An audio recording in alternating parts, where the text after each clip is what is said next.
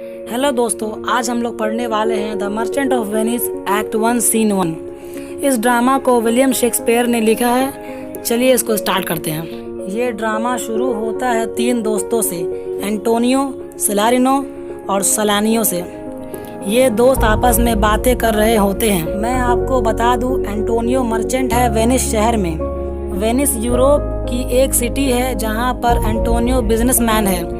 दोस्तों, एंटोनियो आजकल बहुत परेशान रहता है। उसे खुद समझ नहीं आ रहा है कि वह इतना दुखी क्यों है। फिर सलारिनो कहता है कि आपके विचार समुंदर पर हैं, आपके जहाज वहाँ पर है, आपको उनकी फिक्र सता रही है। तुम्हें इस बात की फिक्र है कि तुम्हारे जहाज रास्ता ना भटक जाए।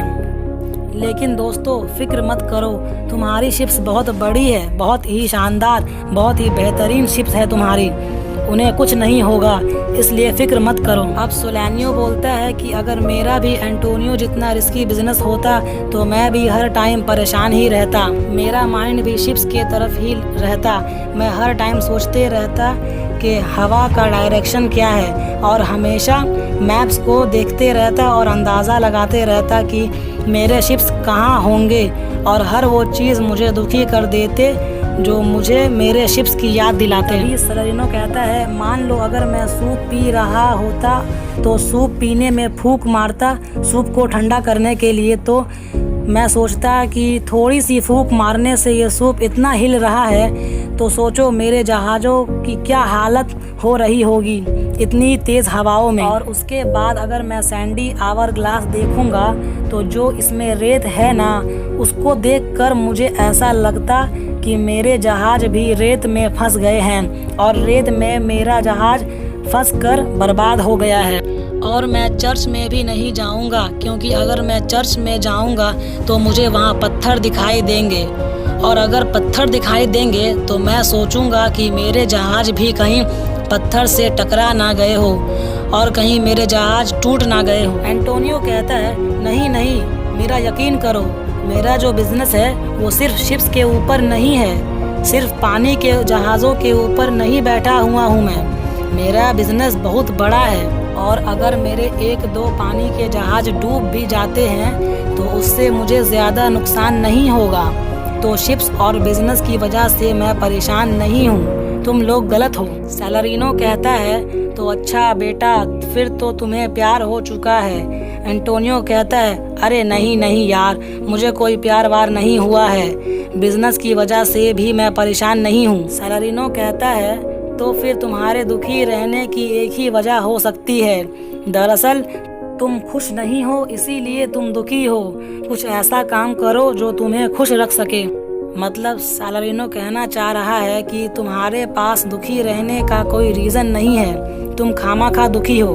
अब सलारिनो 2 एग्जाम्पल देते हुए कहता है कि कुछ लोग इतना खुश रहते हैं कि अगर किसी के अंतिम संस्कार में भी जाएंगे तो वहाँ पर भी खुश रहेंगे। लेकिन कुछ लोग ऐसे भी होते हैं कि हमेशा दुखी रहते हैं, चाहे कितना भी अच्छा हो जाए उनकी ज़िंदगी में, वो हमेशा दुखी रहेंगे। तभी वहाँ उनके 3 दोस्त और आ जाते हैं, बसानियो, लोरेंजो, ग्रशानियो। सलानियो कहता है, देखो देखो, तुम्हारे बेहतरीन दोस्त आ गए हैं, अब तुम इनके साथ टाइम बिताओ, अब हम चलते हैं। बसानियो बोलता है, अरे यार, तुम लोग तो ईद का चांद हो गए हो, कभी मिलते ही नहीं हो, कभी टाइम निकालो, गप्पे शप्पे मारेंगे। सलारिनो कहता है, हाँ यार, कभी टाइम निकालना पड़ेगा, कभी टाइम निकाल कर बात करेंगे। तो दोस्तों, अब सलारिनो और सोलानियो वहाँ से चले जाते हैं। ग्रशानियो बोलता है कि एंटोनियो, तुम तो पूरा बदल गए हो, लगता है तुम इस दुनिया की कुछ ज़्यादा ही फिक्र कर रहे हो, ज़्यादा सीरियस मत हो दोस्त। दोस्तों, मैं आपको बता दूं, ग्रशानियो एकदम मस्त मौला इंसान है और हमेशा खुश रहता है, पूरा टेंशन फ्री इंसान है और बहुत ज़्यादा बोलता भी है ये। अब एंटोनियो कहता है उससे, नहीं यार ग्रशानियो, मैं दुनिया को उसी तरह से देखता हूँ जैसे ये दुनिया है, और हर इंसान का इस दुनिया में कोई ना कोई रोल है। मेरा रोल इस दुनिया में सैड है, मतलब वह कहता है हर कोई का एक रोल है और उसका रोल सैड है, वह कुछ भी कर ले वो हमेशा सैड ही रहेगा। ग्रशानियो बोलता है, देखो यार, मैं चाहता हूँ मैं हमेशा खुश रहूँ और इसी तरह हंसते खेलते एक दिन बूढ़ा हो जाऊँ। मतलब सारी जिंदगी मेरी हंसते खेलते निकल जाए। और कहता है कि अगर शराब पीने से मेरा लिवर खराब हो जाए तो वो भी मुझे मंजूर है, लेकिन मैं दुखी नहीं रह सकता। मुझे तो समझ नहीं आ रहा कि जवान लोग इस तरह से क्यों रहते हैं, जैसे उनके जिस्म में जान ही नहीं हो। एक दुखी इंसान जागा हुआ भी होता है तो सोया हुआ लगता है। मतलब उसके अंदर कोई एनर्जी नहीं होती है, कोई एक्साइटमेंट नहीं होती है। मतलब ऐसा लगता है कि उसे जॉइंटिस हो गया है। दोस्तों, जॉइंटिस एक बीमारी होती है जिसमें खून की कमी हो जाती है, चेहरे का रंग पीला पड़ जाता है। मतलब यही बोलना चाह रहा है कि एक दुखी इंसान अच्छा नहीं लगता है। ग्रोशैनियो बोलता है कि एंटोनियो, मैं तुमसे बहुत प्यार करता हूँ, इसीलिए तुम्हें समझा रहा हूँ, खुश रहो यार। कुछ लोग रुके हुए पानी के तरह होते हैं, वैसे मत बनो।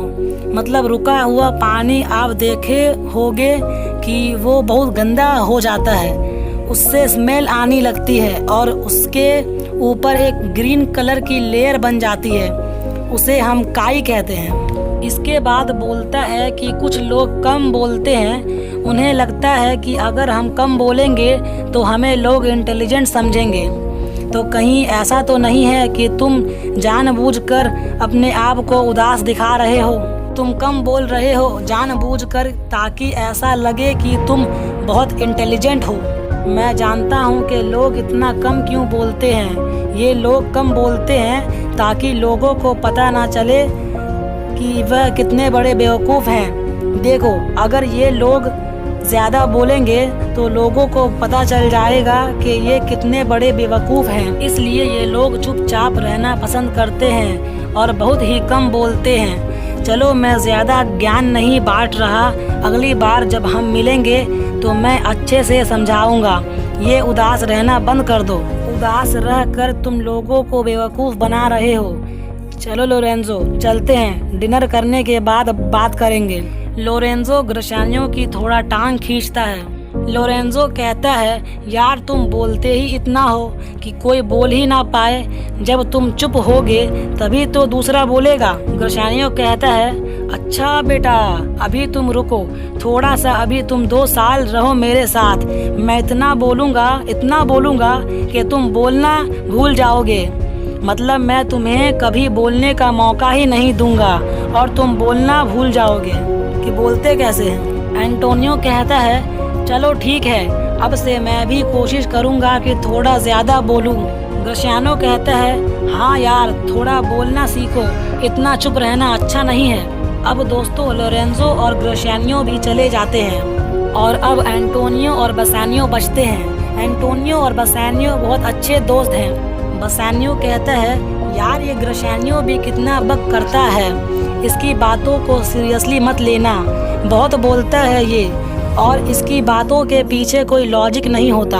एंटोनियो कहता है, अच्छा चलो छोड़ो, तुम मुझे यह बताओ कि उस लड़के का क्या हुआ जिससे तुम मिलने वाले थे। दोस्तों, मैं आपको ये बता दूं, बसानियो बहुत ही खर्चीला इंसान है, अपने पैसे फिजूल के चीज़ों पर उड़ा देता है और जब भी इसे पैसों की ज़रूरत पड़ती है तो वो एंटोनियो के पास आ जाता है पैसे मांगने के लिए। तो बसानियो एंटोनियो से कहता है कि दोस्त, तुम्हें तो पता ही है कि मैं अपना पैसा किस तरह से बर्बाद कर दिया हूँ।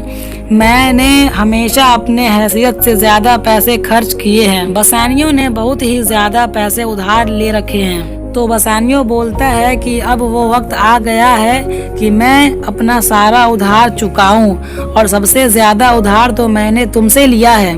तुम्हारा पैसा भी उधार लिया है मैंने और तुम्हारा प्यार भी इतना सारा उधार है मेरे पास। तुमने मुझे प्यार और पैसा उधार दिया है और क्योंकि तुम मुझसे इतना प्यार करते हो इसलिए मैं तुम्हें अपना प्लान बताऊंगा कि कैसे मैं अपना उधार चुकाने वाला हूँ। एंटोनियो कहता है, ठीक है, इतना ज़्यादा एक्सप्लेनेशन देने की ज़रूरत नहीं है, मुझे पता है कि तुम अच्छे इंसान हो, तुम सही इंसान हो, फिक्र मत करो। मैं हर तरह से तुम्हारा मदद करने के लिए तैयार हूँ। तो दोस्तों अब बसानियो अपना प्लान सुनाएगा एंटोनियो को कि कैसे वो अपने कर्ज को चुकाने वाला है। बसानियो कहता है कि स्कूल के दिनों में जब मैं तीर चलाता था तो मेरा जो पहला वाला तीर होता था वो खो जाता था अक्सर। तो मैं उस तीर को ढूंढने के लिए उतनी ही तेजी से उसी डायरेक्शन में दूसरा तीर चलाता था और उसे बहुत ध्यान से देखता था, और जब मैं दूसरे तीर को ढूंढने जाता था तो मुझे पहला तीर भी मिल जाता था। जो मैंने बचपन में किया था वही अब मैं करने वाला हूँ। दोस्त तुम मुझे दोबारा से पैसे उधार दे दो, और इस बार जो पैसे तुम मुझे दोगे उधार उसे मैं इन्वेस्ट करूँगा, ऐसी जगह पर लगाऊंगा जहाँ से मुझे बहुत अच्छा रिटर्न मिलेगा, और फिर मैं तुम्हारा पहले वाला उधार भी चुका दूंगा, और अब जो तुम मुझे पैसे उधार दोगे इसे भी चुका दूंगा। इतना तो मुझे भी यकीन है कि जो तुम मुझे पैसे दोगे उसकी मदद से तुम्हारा पिछला वाला उधार भी चुका दूंगा। एंटोनियो कहता है हाँ, मुझे पता है कि तुम इस बार सही से इस्तेमाल करोगे पैसे का। मुझे कुछ इतना बताने की ज़रूरत नहीं है, मुझे तुम पर पूरा यकीन है। मुझे पता है कि तुम कभी भी मुझे नुकसान नहीं पहुंचा सकते। मुझसे जितना हो सकेगा उतनी मदद मैं करने के लिए तैयार हूं। अब दोस्तों बसानियो एक लड़की के बारे में बताता है। बसानियो कहता है कि बेलमोंट शहर में एक बहुत ही खूबसूरत और अमीर लड़की रहती है। बाहर से भी खूबसूरत और अंदर से भी बहुत खूबसूरत है, मतलब दिल की बहुत अच्छी है, और उसका नाम है पोर्शिया। पोर्शिया इतनी फेमस है कि पूरे दुनिया में इसके चर्चे हैं। दुनिया भर के लोग उसके पास शादी करने के लिए आते हैं, लेकिन मुझे अपने ऊपर पूरा भरोसा है कि अगर मैं पोर्शिया से शादी करने के लिए जाऊंगा तो फिर मैं उसे जीत लूंगा। एंटोनियो कहता है यार अभी तो मेरे पास कैश नहीं है।